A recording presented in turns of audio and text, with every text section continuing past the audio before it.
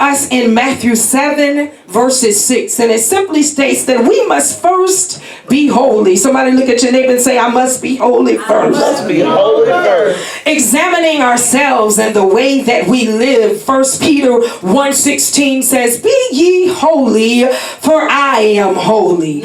Please note that in Ephesians 5:15 through 17, for my note takers, it says, see then that ye walk circumspectly, not as fools, but as wise, redeeming the time. Somebody say, redeeming the time, because the days are evil. Wherefore, be ye not unwise by understanding what the will of the Lord is.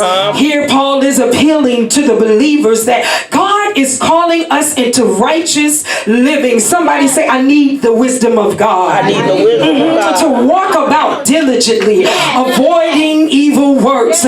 He also encourages us to live the gospel by watching our conduct, the way we act, the way we talk, and how we treat others. Remember Colossians 4, 5, and 6 instruct us to walk in wisdom towards them that are without, redeeming the time. There it is again, redeeming the time. Let your speech be always graced, seasoned with salt. That means that your speech should be laced with answers that will oppose sin and keep you from corruption. Therefore, our character should exemplify holiness, wisdom, and grace. Somebody say, work on me, Jesus. Work on me, Jesus. Our behavior should be so influencing that we are kept in the thoughts of the people whom we communicate, who we talk with, who we fellowship long after we have left them, long after we have encountered them. When we depart from them, we should be so impacted that their lives will drastically change, and they will say, what must I do to be saved? God desires more followers of Christ than of men. How many people do you have following you on today? Somebody look at your neighbor and say, God, give me pearls of wisdom. The Bible declares that there was a prophetess in the scriptures who was considered to be the mouthpiece of God. She was considered to be a valuable pearl. She was a unique woman of God, in such that she was the fourth and only female biblical judge who ruled over Israel. She ruled fiercely. She ruled fearlessly. She ruled about all the nation, where the people knew who she was. This prophetess Deborah, was a military leader who prophesied the victory of the battle with the Canaanites. And even though she was surrounded by sin and idolatry, Deborah was consistent in her worship to El Shaddai, God Almighty. She was fully committed. She was sold out. Deborah was a powerful woman in authority, with wisdom being her virtue and the anointing being her statue. In the midst of chaos, she was able to lead God's people victoriously. Somebody tell God, somebody, that God is creating order. Creating order out of chaos. God is creating order. Yes, God. Yes. Oh, come on, out of chaos. Some of you have chaos all around you. Chaotic situations on your job, in your home, and in relationship. But through the wisdom of God, I declare and decree that God is establishing order. Because when the righteous are in authority,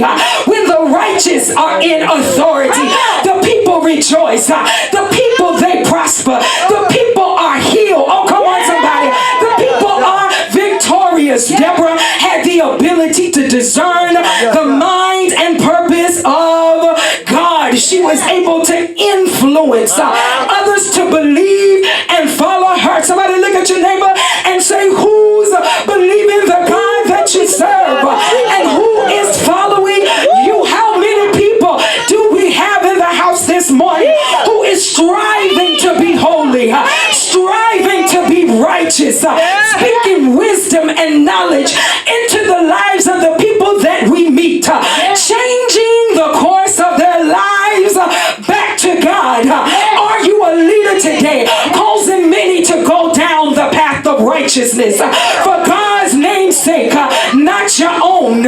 We should be interceding on behalf of the nation for Jesus to be revealed. Somebody say, Jesus, be revealed. He who shall have dominion and power, Jesus the Christ, the righteous seed, the Holy One, with kingdom being on the inside of you, manifesting God's will and purpose for your life. It's time. Somebody look at your neighbor and say, it's time. It's time for the manifestations of sons and daughters. Yes, it's time for the church to bring forth the manifold wisdom of God. It's time for the establishing of God's kingdom here on earth. Equally, it is time out for busybodies. How many busybodies do you know? Hopping from church to church, service to service, giving and getting a word to and from any and everybody, entertaining all manners of evil work, compromising your godly standards just to obtain a name and some prestige among these heathens. God said in his word, I will make your name great among the nations. Be not a worker of iniquity, but of wisdom and foundational truth. Somebody else, God, give me wisdom. God, give me wisdom. What kind of mouthpiece for God are you? Are you the mouthpiece that speaks wisdom? The Bible declares that we will know you by the fruit that you bear. What kind of fruit are you producing in this season? Is it love, joy? Is it peace? Or are you producing corruption, gossip, flattery, and discord? We must know in this season those that labor among us. We must know in this season those who are praying, P-R-E-Y, among us. We must know those that are laying hands, speaking vanity into our lives. Please, I beg you, please, I urge you, don't become like one of the false prophetess the Bible tells us about in the book of Kings, who was like unto dogs and swine. Queen Jezebel. Come on, somebody, you know the queen. One of the most wicked, influential rulers ever. Remember, she was a queen that encouraged the murder of holy prophets. She was an influencer of idol worship while abandoning the worship of the true and living God. Jezebel was mostly known for being a manipulator, stirring up spiritual witchcraft, who ignited chaos, who set on fire chaos. How many know that her name in Hebrew means without nobility? She was without nobility. She was without character and decency of mind. This wicked queen influenced an entire nation to follow her. How many know that we have some evil people walking around influencing the people of God, leading them astray? Oh, come on, somebody. The Bible declares that this queen was influenced an entire nation. Come on. We're not talking about a city. We're not talking about 50 people in a storefront church. We're not talking about 3 people on the corner. Come on here, somebody. But she was able to influence an entire nation. Yes, God. You better preach, woman of God. Isn't it sad today that the society we live in, we are experiencing some of the same like cult-like behavior within the walls of the church? Yes, you have some leaders manipulating the people of God out of their own hearts, out of their own lust, out of their own mind, proclaiming that God is speaking a word of wisdom through them. That's why you gotta know who's speaking. Oh, come on.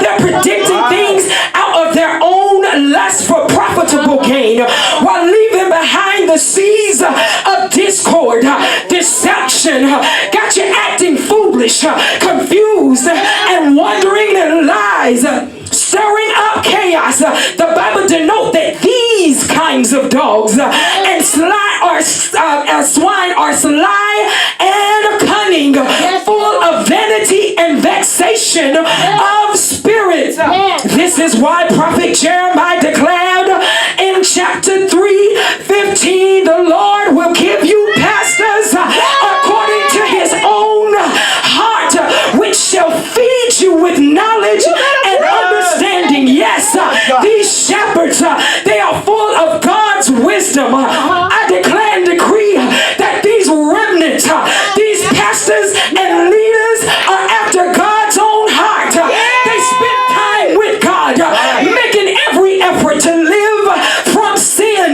They seek after his righteousness, feeding the flocks with knowledge and understanding, with wisdom. They are holy, for God is holy. They are sensitive to the Holy Spirit, which leads and guides them.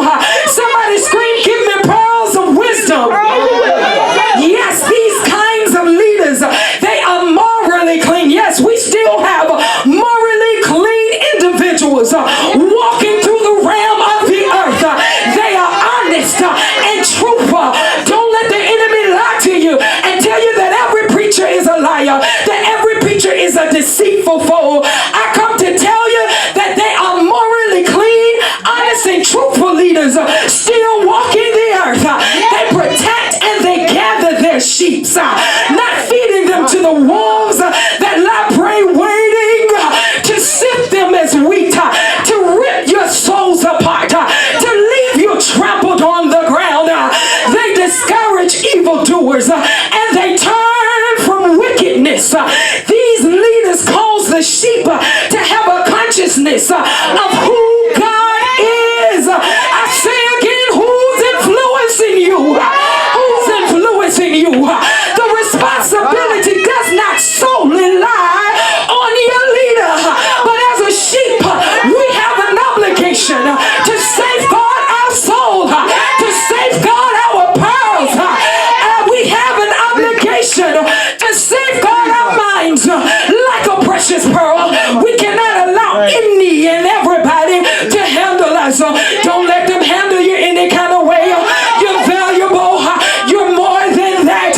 We must study God's word for ourselves, not being carried away by doctrines of devils or every prophecy that comes our way. Study to show thyself approved unto God, a workman that needed not to be ashamed, rightly dividing the word of truth. John chapter 10, around verse 4, it states, when the sheep hear my voice, they will know me and they will follow me. We have to commune with the Father. Pastor's been teaching about communing with the Father. In order to recognize his voice, you have to have a relational covenant with him. In order to recognize his voice, you have to pray to him. You gotta talk to him, and then you gotta let him talk to you back. You gotta know that God is God alone, and before him there is no other. The two must enter into an agreement. Jesus says to them again, verily, verily, I say unto you, I am the door. I am the door. I am the good shepherd, the head of the church. Somebody say the head of the church. The good shepherd who gives life for his sheep. Jesus Christ is the giver of life. Yes, he is. He is our redeemer. He's redeeming the time. How many know that if only you believe in the good shepherd, God will give back unto you everything that the caterpillar and the cankerworm stole from you. Fear, doubt, and worry can't even stand up against them. They are defeated, and we have the victory. The victory to walk in our healing. The victory to be delivered and set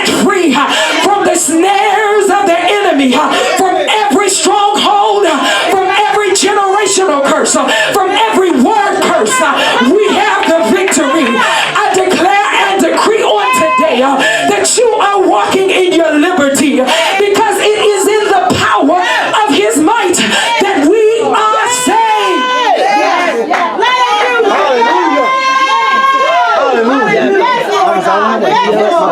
It is in the power of his might that we are restored and renewed. Fist bump somebody, because it's cold season. Just go and fist bump them and tell them, I want my stuff back. Yes, I'm getting all my stuff back. All of it. Now, once you have obtained the wisdom of God, once God has given you this wisdom and this knowledge of truth, what are you going to do with it? Yes, ma'am. Y'all already know ain't no long preacher. You The doing burden good. is now upon your shoulders